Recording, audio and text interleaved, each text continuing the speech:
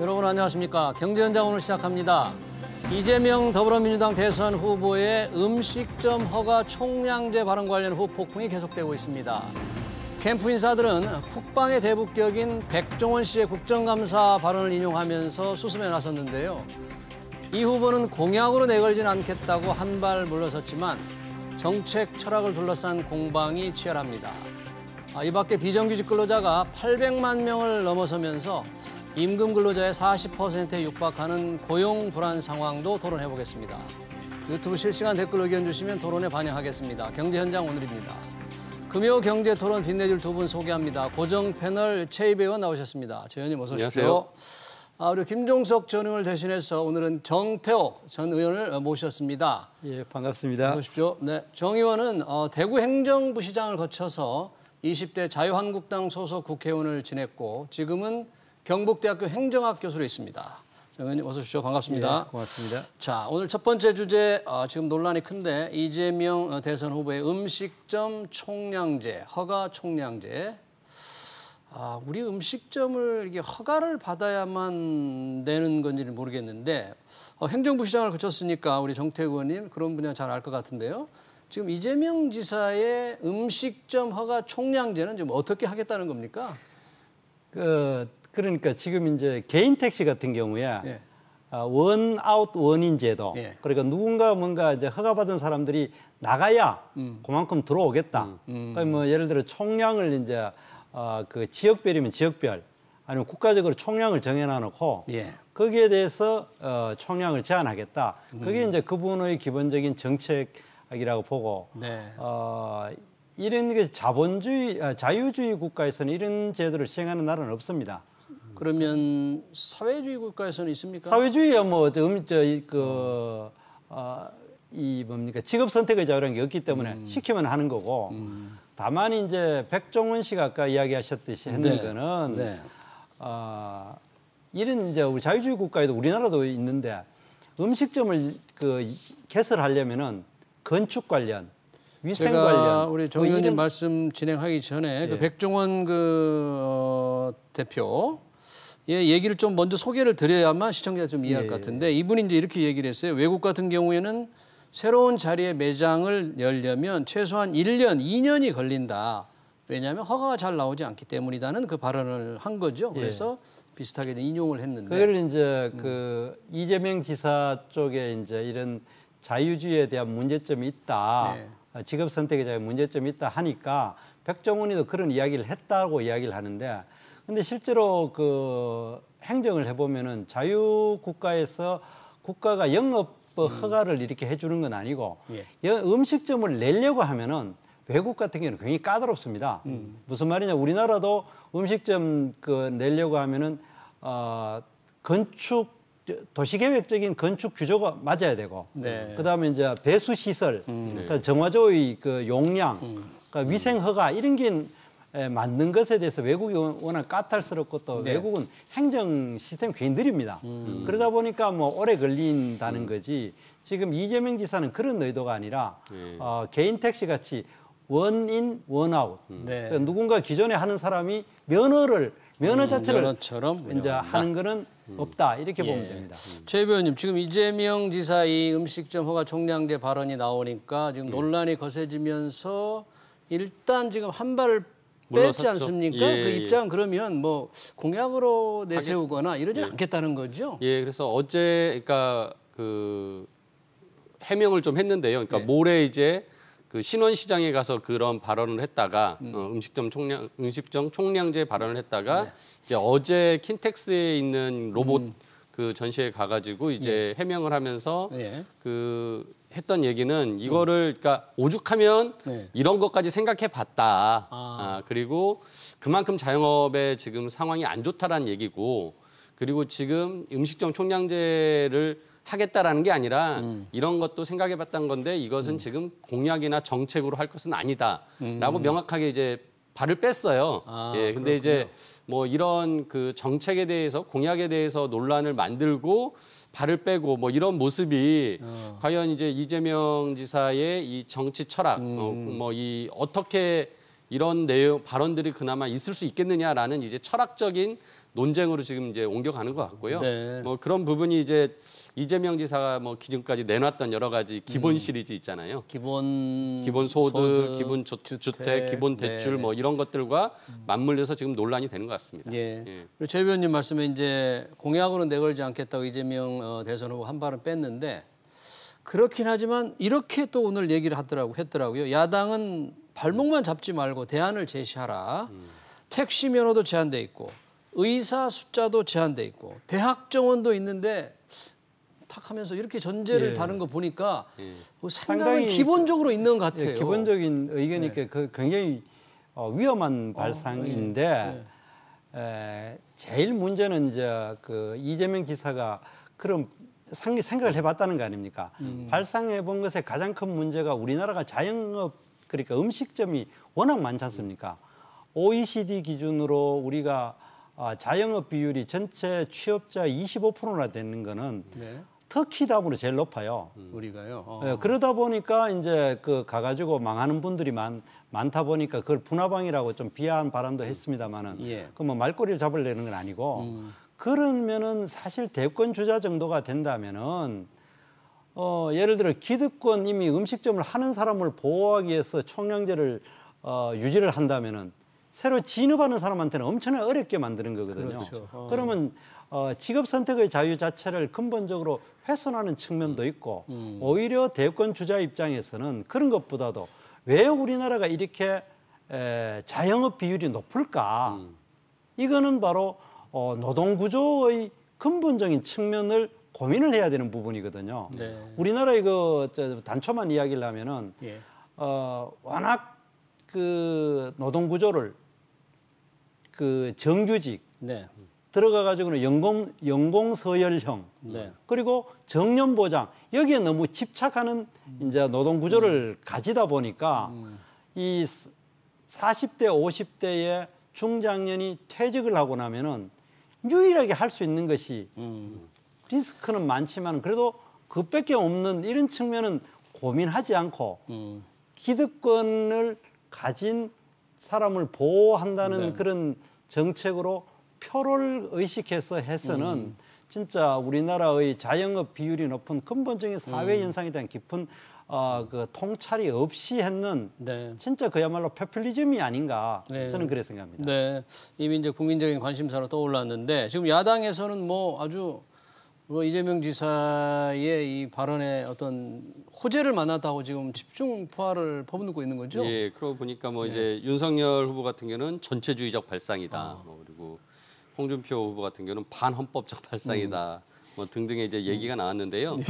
그러니까 이제 약간 이재명 후보가 가지고 있는 이런 정책 철학이 굉장히 이제 국가주의적 발상이 아니냐라는 비판인 거죠. 그래서 국가주의적 발상. 뭐든지 국가가 다 통제하고 국가가 다 할 수 있다라는 식의 이제 정책들이나 공약들이 나오다 보니까 이런 비판을 받는데 그러니까 저도 이제 그런 부분은 좀 우려스럽습니다. 그러니까 우리나라가 당연히 자유시장주의를 추구하고 있고 그리고 우리가 경제에서 공부하면은 이제 시장에서 뭐 경쟁이 치열하게 이루어지고 그 경쟁에서 예를 들어서 이제 시장 실패가 일어나면 그러면 이제 정부가 개입할 수 있다라고 얘기하거든요. 뭐 이 정부라는 게 그 시장이 잘못된 부분을 교정하는 역할을 하는 것이지 시장을 대체하라는 것은 아니거든요. 근데 이제 좀 과도하게 시장이 아예 그냥 필요 없다. 정부가 다 하겠다라는 식의 어떤 그 철학을 가지고 있다면 모든 것을 다 정부가 주택도 만들어서 주고 대출도 정부가 국민에게 빌려주고 또 갚게 만들고 뭐 음식점 개수도 다 통제하고 이렇게 된다라고 하는 것은 너무 지나치게 국가주의적 발상이 아니냐라는 비판을 받을 수 있다라는 우려는 있습니다. 네, 그러니까 이제 이게 음식점 허가 총량제 문제만이 아니고 이거는 뭐 공약으로 내걸 생각도 없다고 아직 생각이 없다고 했으니까 일단 물러서는 것 같지만 거기에 담긴 생각, 지금 최 의원님 지금 국가주의적 발상이 이재명 지사의 여러 정책 안에 많이 지금 포함되어 있다는 걸 좀 우려하고 계시는 거예요. 이제 그 음식점 총량제를 하면서 앞뒤에 있는 말을 굉장히 중요한 말을 했어요.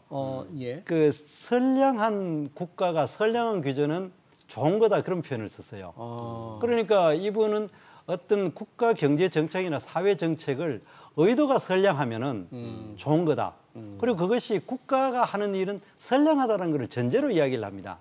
그런데 실제로 우리가 역사상으로 봤을 때에 지금 현재 문재인 정부에서 하는 것 중에 선량한 의도를 가졌지만은 사악한 결과가 나온 것이 얼마나 많습니까? 뭐 지금 당장도 최저임금을 올림으로 인해서 네. 노동자들의 소득도 높이고 사무의 질도 높인다. 네. 그래야지만은 그러나 노동의 현실을 무시하고 최저임금을 높여버리고 나니까 실업률을 대폭 늘리고 예를 들어서 최저임금을 한 150만 원 받던 사람을 170만 원, 180만 원 이제 최저임금을 올려버리니까 네.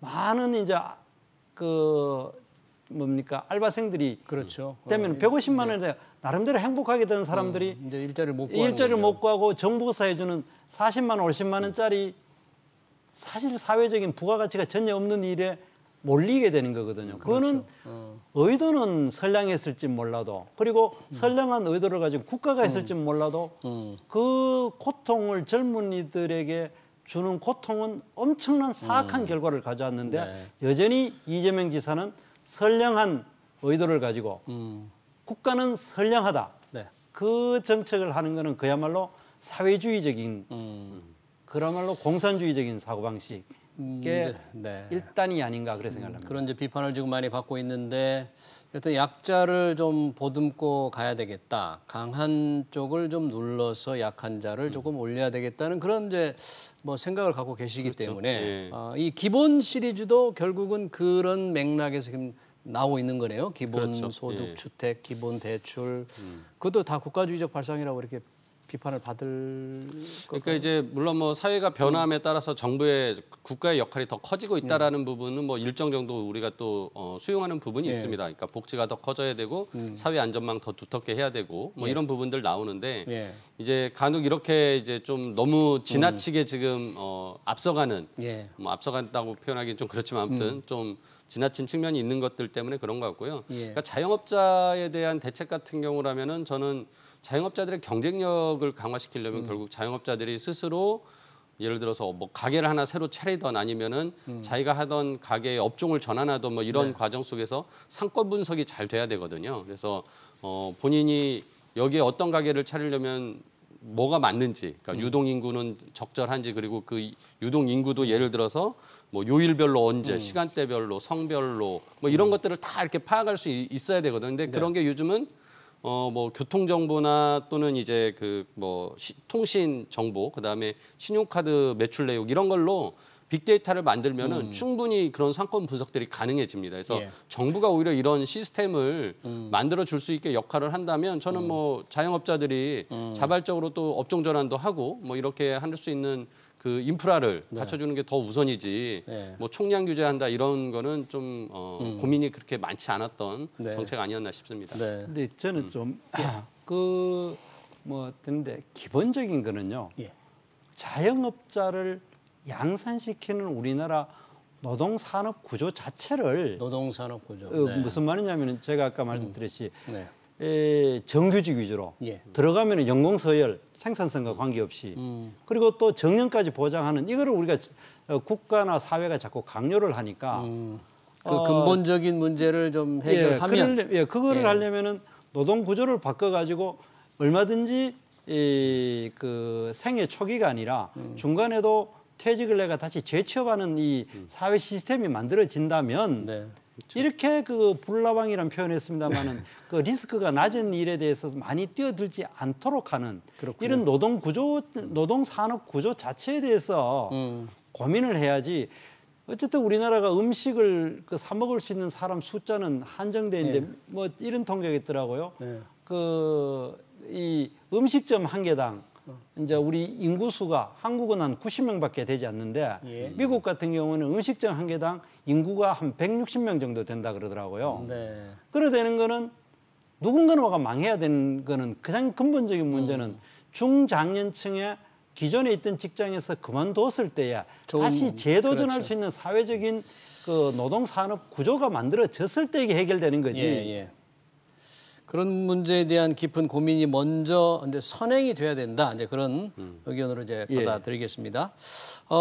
이 음식점 허가 총량제를 얘기할 때 이재명 대선 후보가 얘기한 게 주 4일제 근무였어요.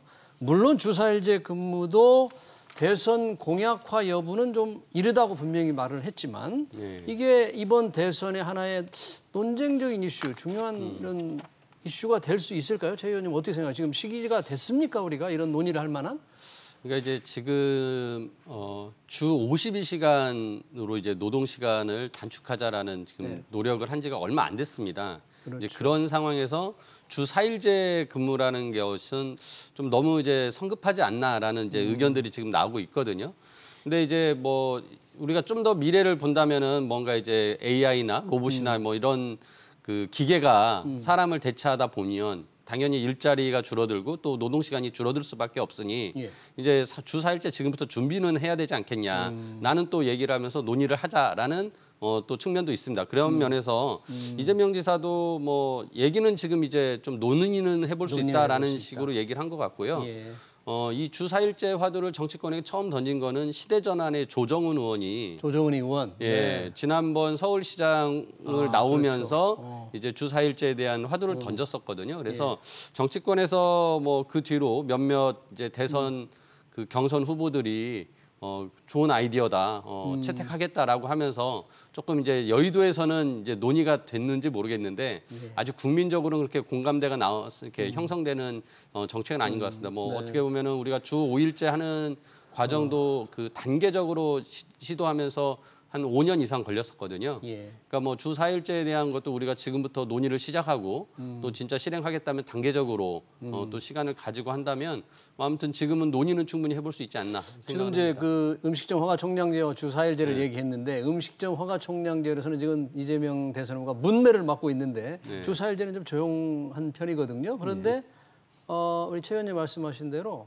의원들이 있는데 심상정 정의당 후보가 이 주 4일제를 굉장히 중요한 1호 공약으로 내걸었는데 이번 대선에서도 이렇게 화제가 될 수 있는 이슈가 될까? 어떻게 보십니까? 저는 그 이재명 지사가 정말 나쁜 정책을 자꾸 내세운다는 그 생각을 하는데 주 4일제가 그렇게 나쁘다는 건가요? 기본적으로 이제 주 4일제가 필요한 부분은 있을 수는 있어요. 왜냐하면은 산업 구조 자체가 전에는 중화공업 시대 때는 그 한번 이제 조직에 들어가면은 평생 근무를 해가지고 하는 이런데 이제는 이 4차 산업혁명 시대의 IT나 이런 것들이 IT, NT 뭐 이런 것들이 많이 되니까 근무 형태의 다양화가 필요하다라는 사회적인 구조는 필요합니다. 근무 형태의 다양화. 근무 형태. 예를 들어서 일용 근무나 시간제 근무나 기간제 근무나 뭐 그 이제 우리 요즘 파트타임이라는 이런 것들이 이제까지는 불완전 취업이라는 측면으로서만 봤는데 이제는 산업 구조 자체가 그런 측면이 상당히 필요한 부분도 있어요. 그런데 그렇게 노동 구조를 다원화시킨다는 큰 틀에서 이것이 접근이 되면 괜찮은데 그리고 노동 구조를 이렇게 다원화시키기 위해서는 대전제가 뭐가 되냐면 지금 우리가 되는 계약직으로 2년만 되면 무조건 정규직으로 만들어야 된다는 이런 악법이 있는 한에는 이 노동구조의 다양화가 될 수가 없어요. 실제로 이제 저도 학교에서 조그만 연구소를 이래 가지는 것을 보면은 사실 근무 여건이 굉장히 다양할 수가 있는데 2년 이상에서 무조건 잘라내야 돼요. 비정규직 2년 이상 못하니까. 계약직으로. 해버리면은 60세까지 경북대학교가 다 책임을 져줘야 되는 문제가 생겨요.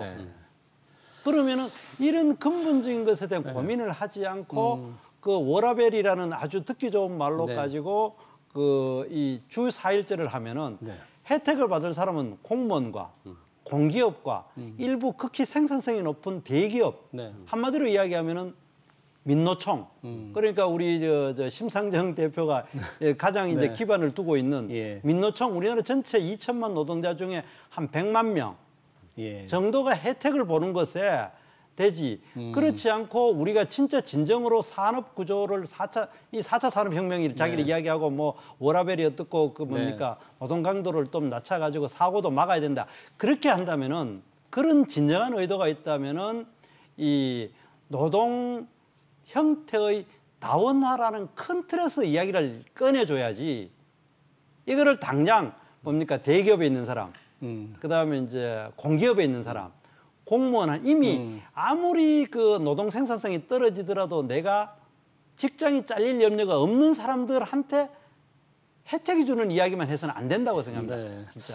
지금 시청자 댓글도 여러 가지가 왔는데 이런 댓글이 있어요. 얼마 전에 시작한 우리 대체 공휴일이지 않습니까? 이 대체 공휴일도 대기업이라든지 공무원 이런 분들 말고 대체 공휴일 누리지 못하는 분 많다. 지금 그렇죠. 현실이 이렇다. 5인 미만 사업장은 지금 적용을 못 받으니까요. 이런 댓글이 있고 주 4일제라는 게 사실은 직장이 있어가지고 근무하면서 다 직장이 있으면 좋지만 취업도 못하는 분들도 많은데 웬 주 4일제냐라는 조금 비판적인 댓글이 많이 올라와 있네요. 지금. 그러니까 이제 일종의 뭐 노동 시간을 줄이면 그만큼 또 일자리가 늘어날 수 있다라는 생각을 할 수도 있어서 이제 주 4일제에 대한 이제 화두에는 일자리를 늘리는 효과도 있다라고 이제 얘기가 나옵니다. 근데 진짜 뭐 계속 지금 이제 일자리가 줄어들고 있는 상황이기 때문에 이 부분에 어떤 산업적인 새로운 산업과 이런 곳에서 일자리가 늘어나는 구조를 만들어내면서 같이 좀 논의가 돼야 될 것 같고요. 그래서 저는 뭐 이제 정태구 의원님 말씀하신 것처럼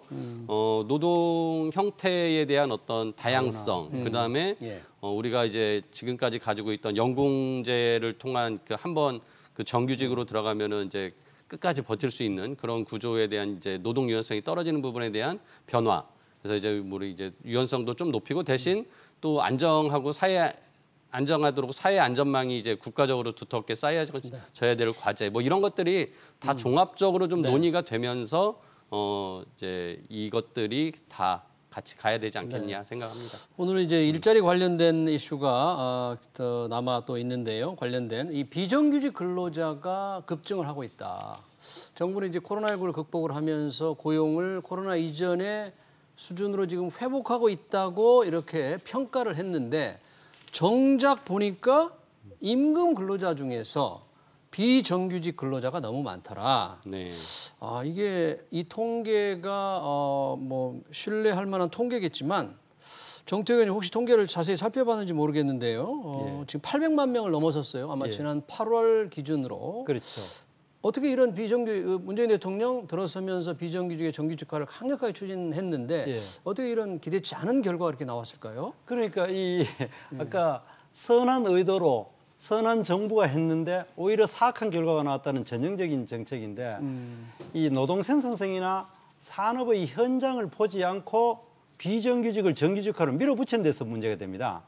그러려면 대표적인 것이 이제 요즘 우리 사회에서 비정규직화가 늘어난 가장 큰 이유는 바로 최저임금을 급격하게 많이 올리고 그다음 그 노동 시간을 과도하게 그 기업의 노동 생산성을 바라보지 않고 단축시켜 버리고 이런 현상들 때문에 굉장히 뭡니까 이게 저걸 하게 됩니다.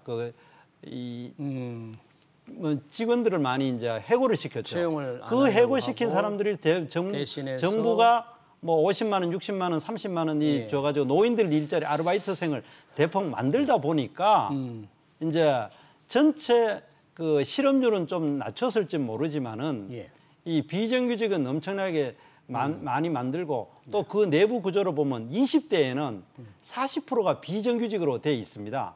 어제도 저희들이 우리 대학에서 행정직원 이제 단기 계약직을 하나 뽑는데 8명이나 한 명 뽑는 이제 전체 25명이 들어왔는데 한 명을 뽑는데 25명이나 들어온 거예요. 다 학벌이 엄청나게 좋은 사람들입니다. 요즘 좋은 일자리가 없다 보니까. 그러니까 그 사람들한테는 근데 지금 전혀 놀고 있는 사람은 또 별로 없어요. 뭐 이런저런 50만 원짜리, 뭐 100만 원짜리 이런 알바 자리 같은 거는 또 다 해요.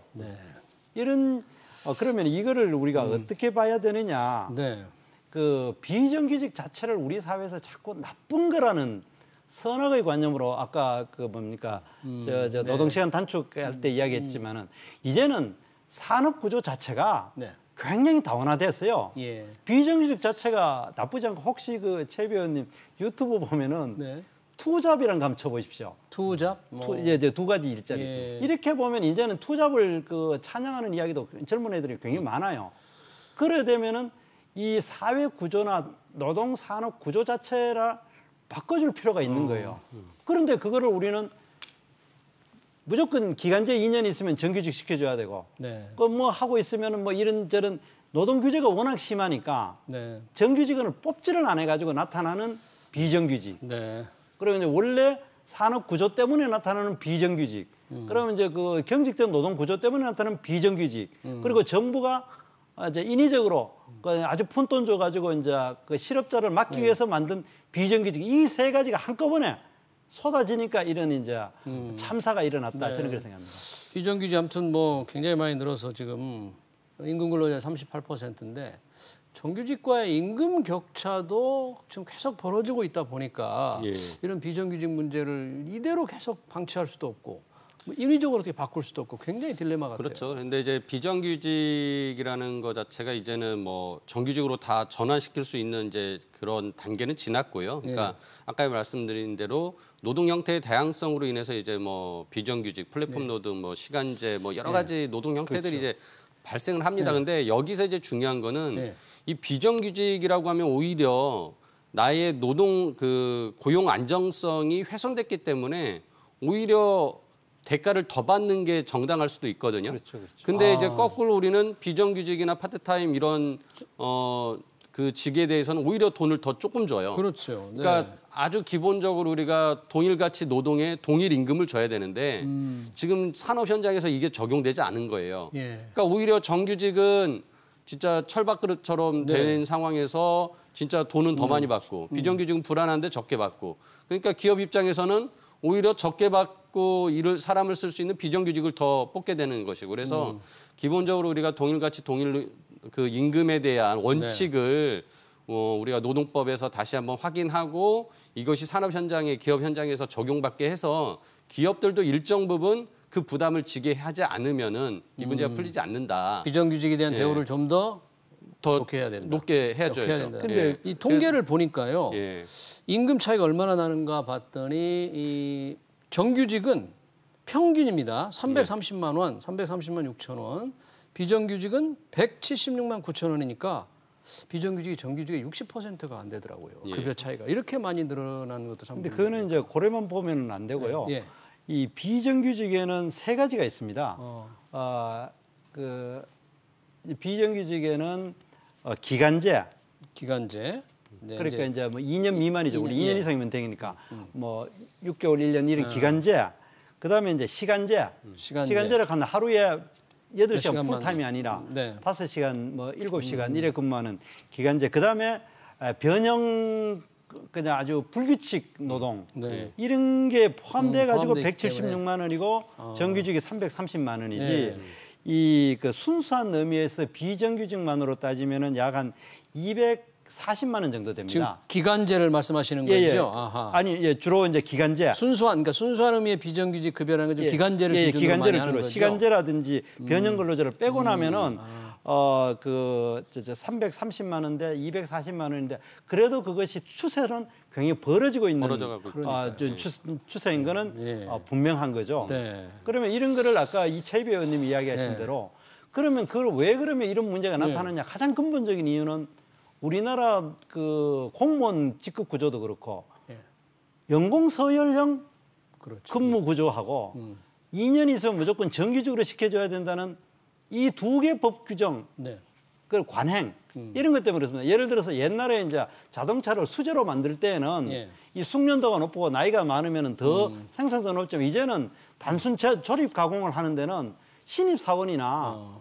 20년 된 직원이나 숙련도는 거의 똑같거든요. 그러니까 연공 서열 관행을 빨리 좀 개혁을 할 필요가 있겠다. 그거를 이제 전에 이제 전 정부에서 몇 번 시도를 했는데 그거를 민노총을 비롯해 가지고 극단적으로 반대를 하는 것 때문에 그리고 또 일부는 시행했던 거를 다시 이 정부 들어서가 뒤집어 버렸거든요. 이 연공 서열형 구조를 빨리 없애야 뭡니까 진짜 생산성에 따라 임금을 줘야만이 우리가 재취업 구조도 그 해결되고 그것이 바로 아까 자영업 대책. 알겠습니다. 그거하고도 연결된다고. 네, 우리 최 위원님 마지막으로도 이런 상황 개선을 위한 조금 정책 제안. 그러니까 이제 임금 격차가 가장 많이 벌어지는 게 이제 대기업과 중소기업의 임금 격차고요. 그 안에서도 또 중소기업은 비정규직을 더 많이 쓰기 때문에 정규직과 비정규직의 임금 격차가 커지는 거거든요.